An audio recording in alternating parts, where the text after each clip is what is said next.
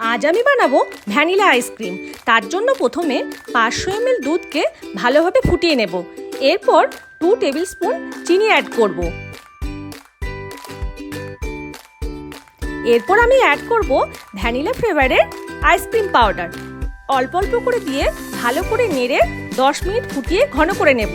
ঘন হয়ে গেলে আমি মিশ্রণটাকে একটা বোলের মধ্যে ঢেলে নিয়ে ঠান্ডা করে 2 ঘন্টার জন্য ডিপ ফ্রিজে রেখে দিয়ে তারপর 2 ঘন্টা পর বের করে নিয়ে একটা বড় বোলে ট্রান্সফার করে নিয়ে 10 মিনিটের জন্য বিট করে নেব।